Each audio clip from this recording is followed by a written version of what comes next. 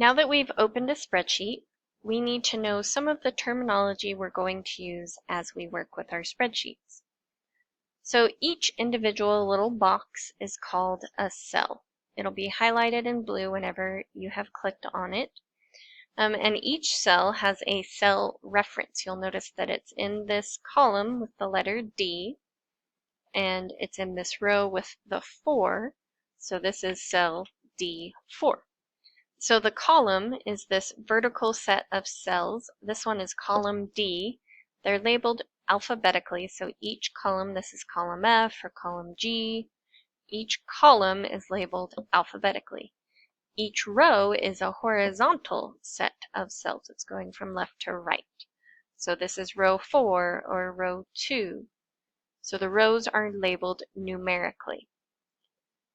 There's also data. The stuff we type into the spreadsheet is called data. That can be numbers, it can be dates, it can be telephone numbers, it can be names.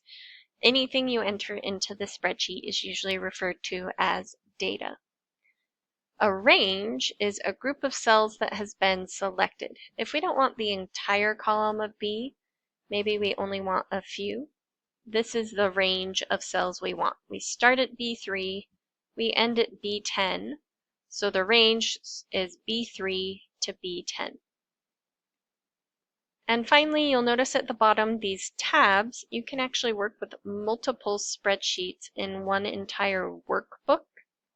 So if I hit the plus sign, we could add a second sheet or a third sheet.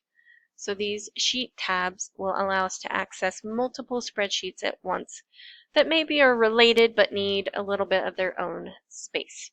So that covers some of the basic terminology. There's always more terms to learn, and you'll hear more and more terms the more we learn about it. But these are the basic ones that will get us started as we learn how to work with our spreadsheets.